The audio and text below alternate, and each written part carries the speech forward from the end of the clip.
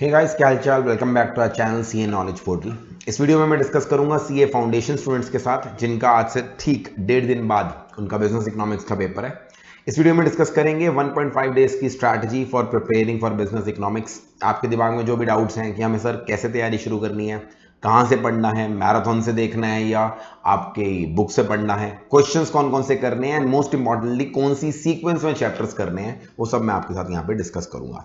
पहली चीज तो मैं आपको ये बोलना चाहता हूँ कि अभी तक आपके 3 पेपर हो चुके हैं, जिनमें से ऑब्वियसली कुछ पेपर शायद आपके अच्छे होंगे, कुछ शायद आपके अप टू द एक्सपेक्टेशन नहीं होंगे। क्वाइट ऑब्वियस सीए एग्जाम में ऐसा होता है। पहली चीज तो अपने दिमाग से अभी तक के एग्जाम्स की खुशी या गम निकाल दो। आखिरी पेपर है आपका। अभी तक हो सकता है कोई आपका paper up to the mark ना हुआ हो, शायद 40s 50s की रेंज में रह जाए, बट अगर इस एग्जाम को आपने अच्छे से कर लिया, इसके अंदर आपने 70 अबव स्कोर कर लिए, तो आपका एग्रीगेट बनाने में कोई दिक्कत नहीं होगी। तो ये अक्सर जो इकोनॉमिक्स का पेपर होता है ना, ये मेक और ब्रेक पेपर होता है। तो इसके लिए आप अपना दिमाग को ठंडा रखिए। जो भी खुशियां या गम मनाना है पिछले 3 पेपर का, इस पेपर के बाद कीजिएगा। ठीक है, चलिए लेट स्टार्ट। अब आप जब ये वीडियो देख रहे होंगे तो मैं मान के चल रहा हूँ मैथ्स का पेपर आपका 4 बजे खत्म हो गया होगा। आप घर आए होंगे, घर आके कुछ रेस्ट किया होगा, खाया होगा, और इस समय लगभग 6:30-7 बजे के आसपास अपनी तैयारी शुरू कर रहे होंगे। आप मान लिया कि 3 घंटा लगभग बच्चे को अगले एग्जाम के लिए बैठने से पहले टाइम लगता है। पहले तो कुछ क्वेरीज डिस्कस करेंगे, फिर मैं आपको ना एक सिस्टमेटिकली टाइम बाउंड मैनर में बताऊंगा आपको किस तरह से अपने सारे चैप्टर करने हैं। सबसे पहला क्वेरी, सर हमें पढ़ाई करनी कहां से है, what is the source of our revision. देखिए, सबसे पहले बात तो मैं कहूंगा, अगर आपको कॉन्सेप्ट क्लियर हैं, आपको पिछली बार आपने इकोनॉमिक्स अभी थोड़े दिन पहले रिवाइज करी थी, तो उस केस के अंदर मैं बोलूंगा आप सीधा बुक से रिवाइज करने लग जाओ। जो बच्चे हमारी बुक से पढ़ रहे हैं, एवीजी वाली बुक से, अदरवाइज आपने स्टडी मेट से पहले पढ़ा है, जो भी बुक से पहले पढ़ रखा है उसी बुक से पढ़ो। इस समय कोई नई बुक उठाने की जरूरत नहीं है। जो बच्चे हमारी बुक से पढ़ रहे हैं उनको ये ध्यान रखना है, पूरा पूरा रीड करने की जरूरत नहीं है। जो हेडिंग्स हैं और उसके अंदर जो मैंने बोल्ड में लाइंस कर रखी हैं, सिर्फ वो पढ़ना है। जो नोटिंग्स करा रखी हैं वो पढ़ते जाओ, आपके सारे कॉन्सेप्ट रिवाइज होते चले जाएंगे। आपको मैराथन देखने की कोई जरूरत नहीं है। बट अगर आपको ऐसा लगता है नहीं यार, इकोनॉमिक्स रिवाइज करे, काफी दिन पहले हमने रिवाइज करी थी, अब चीजें याद नहीं आ रही, कॉन्सेप्ट रिकलेक्ट करने में बहुत दिक्कत हो रही है, बुक पढ़ के खोल के देख रहे हैं तो चीजें याद ही नहीं हो रही है, तो उस केस में मैं कहूंगा सीधा क्या करो, मैराथन शुरू कर दो। ज्यादा दिमाग लगाने की जरूरत ही नहीं है, टेंशन लेने की जरूरत ही नहीं है। इस टेंशन में 1.5 दिन निकल जाएंगे। हर चैप्टर की डिटेल्ड मैराथन दे रखी है हमने, उसका लिंक मैं डिस्क्रिप्शन में डाल रहा हूं। 3 पार्ट्स हैं, उसके अंदर जो जिस सीक्वेंस में मैं चैप्टर करने को बोल रहा हूं, इसी सीक्वेंस के अंदर मैराथन देखना शुरू कर दो। अपने सामने किताब रख लो, ताकि जब कहीं पर मैराथन के अंदर मैंने एक टॉपिक कराया, हल्का सा पॉज किया, आपने जल्दी से पढ़ा, फिर आगे कर लिया। इस तरह से आपको चलते चले जाना है। मैराथन से आप अगर रिवाइज करके जाओगे, मेरे से गारंटी ले लो, आप आसानी से 70 अबव स्कोर कर सकते हो। एक क्वेश्चन ये आता है दिमाग में, सर इस समय एमसीक्यू क्वेश्चंस प्रैक्टिस करें या ना करें। देखो, वैसे तो मैंने एमसीक्यू के कंपाइलर दे रखे हैं आपको। जो दोनों कंपाइलर हैं हमारे, पार्ट ए और पार्ट बी, मैक्रो का अलग है और माइक्रो का अलग है, वो हमारी ऐप यानी कि सीए नॉलेज पोर्टल के ऊपर हमने अपलोड कर रखे हैं।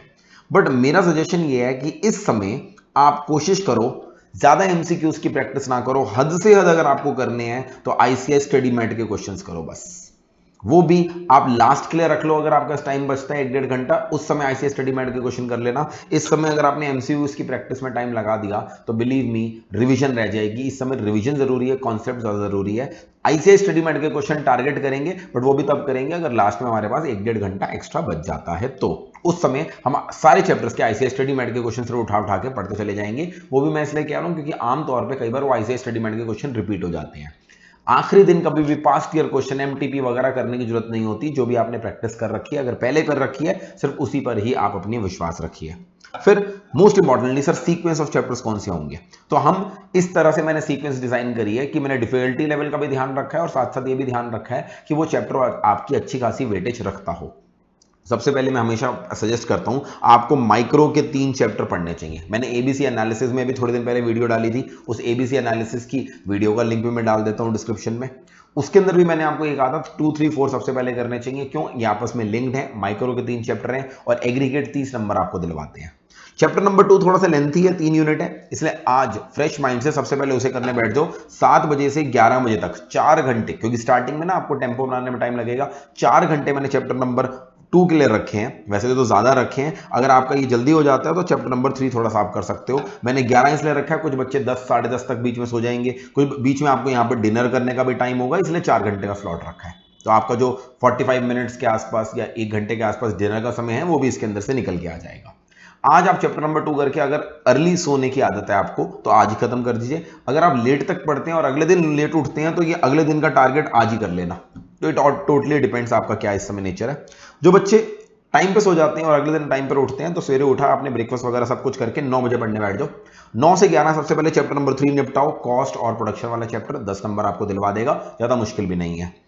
चैप्टर नंबर 4 15 नंबर का है बट टाइम बहुत कम लेता है। इसके अंदर यूनिट नंबर 1 और 2 में तो ज्यादा कोई दिक्कत है ही नहीं। सिर्फ यूनिट 3 जो है अलग अलग तरह की मार्केट्स वो टाइम लेगा। मेरे हिसाब से 2 घंटे के अंदर अंदर हो जाना चाहिए, जिसके अंदर आधे घंटे के अंदर पहले 2 यूनिट, आधे या घंटे में 45 मिनट्स में एक सवा घंटा आप कम से कम किसको दो, यूनिट नंबर 3 को दो, जहां पर अलग अलग मार्केट फॉर्म्स को डिस्कस कर रखा है।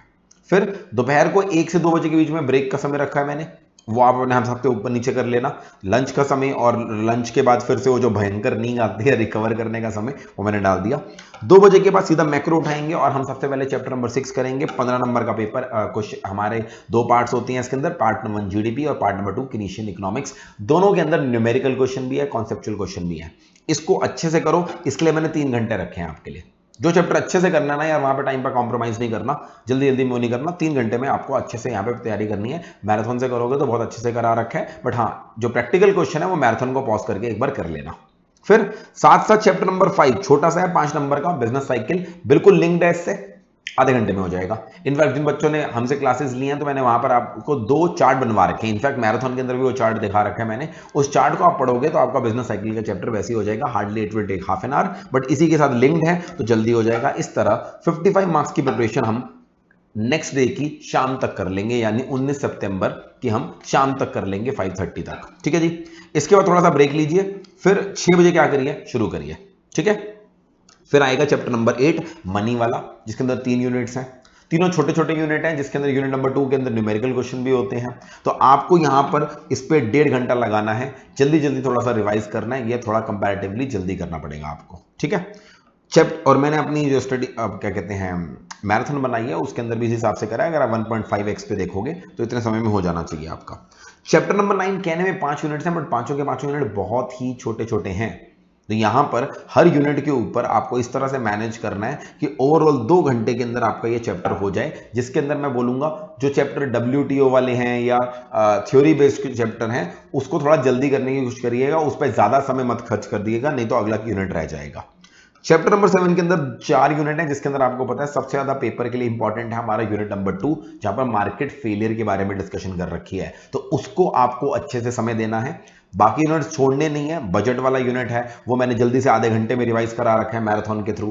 फिस्कल पॉलिसी आधा घंटे में मैराथन के थ्रू रिवाइज हो जाएगा। तो यूनिट नंबर 3, 4 जल्दी जल्दी रिवाइज हो जाएंगे। यूनिट नंबर 1 और 2 की जो लिंकिंग करा के आपको पढ़ा रखा है उस पर अच्छे से टाइम लगाइएगा।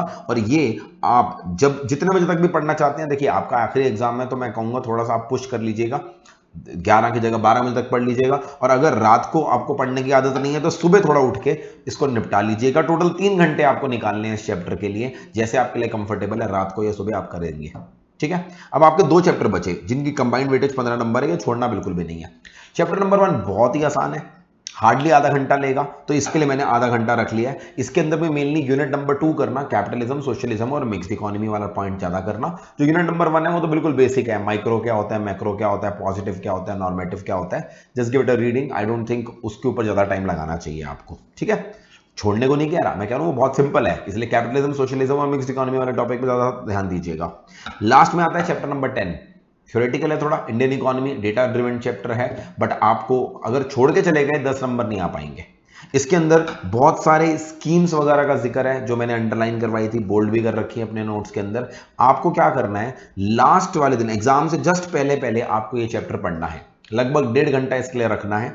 अब आप एग्जाम सेंटर से बहुत दूर रहते हैं तो जब ट्रैवल कर रहे हो उसके दौरान पढ़ लेना, एग्जाम सेंटर के पहले भी आप बुक खोल के पढ़ सकते हैं, मगर इस चैप्टर को एंड तक करते रहना, क्योंकि इस चैप्टर के अंदर कुछ भी पढ़ी हुई चीज ना, कोई एक स्कीम की फुल फॉर्म, ये स्कीम किस से रिलेटेड है, मेक इन इंडिया के बारे में इतनी सारी डिस्कशन कर रखी है, 1991 के रिफॉर्म्स के बारे में इतनी सारी डिस्कशन कर रखी है, ये डेटा आप रीड करते रहना। जितना आप रीड कर लोगे ना 10 मार्क्स का पेपर आएगा, उसमें ज्यादा से ज्यादा पेपर आप अटेम्प्ट कर पाओगे। बट ये क्वेश्चन, ये चैप्टर अगर आपने छोड़ दिया ना, ये सोच के कि थ्योरी वाला चैप्टर है, छोड़ना कौन करेगा, तो बिलीव मी आप 10 के 10 नंबर खोदोगे। आप 90 में से अटेम्प्ट कर रहे होगे, तो छोड़ना नहीं है, लास्ट क्लियर रखना है, ताकि वही चीजें दिमाग में इमीडिएटली आ जाएं। तो this is the sequence of chapters जो मेरे हिसाब से करना चाहिए। 100 मार्क्स का आप पूरी तरह से तैयारी करके जाइए। अगेन आई एम सेइंग, अगर बुक से पढ़ने में ऐसी दिक्कत आ रही है कि रिकॉल नहीं हो पा रहा, तो लिंक सारे मैराथन के डिस्क्रिप्शन में डाल दिए हैं। मैराथन से रिवाइज करते जाओ, बट पूरा रिवाइज करके आना है। क्लियर है?